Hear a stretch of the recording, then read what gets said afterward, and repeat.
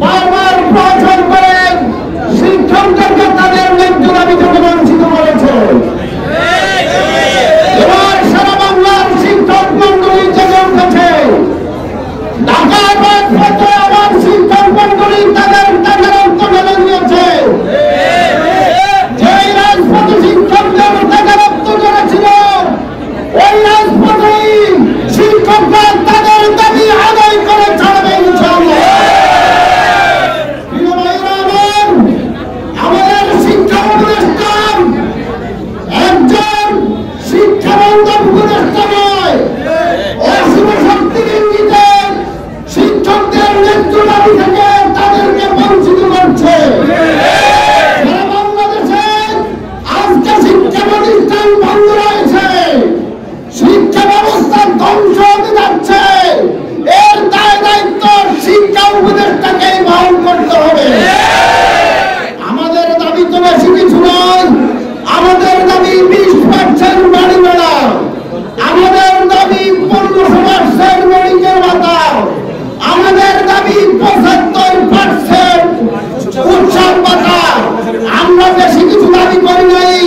তারাও বলেছিলেন আমাদের আপনাদের এই দাবি তো বেশি নয়, এই দাবি আমরা পূরণ করব।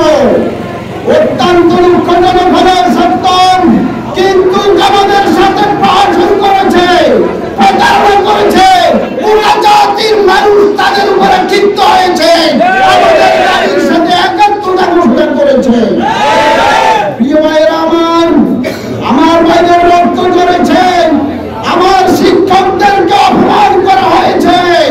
শিক্ষকদেরকে যেই জাতি, যেই পুলিশ অপমান করেছে, ওই জাতির ভাগ্যে ভালো কিছু আশা করা যায় না।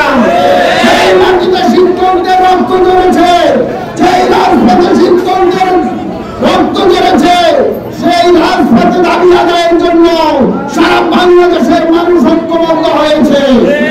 ইতিমধ্যেই সকল রাজনৈতিক দলের নেতৃবৃন্দ আমাদের সাথে একত্রিত হয়েছে। ডাকসু বিবি, সাকসু বিবি, রাকসু বিবি, চাকসু বিবি থেকে সারা বাংলাদেশের সকল নেতৃবৃন্দ এবং ছাত্র সমাজ জেগে উঠেছে।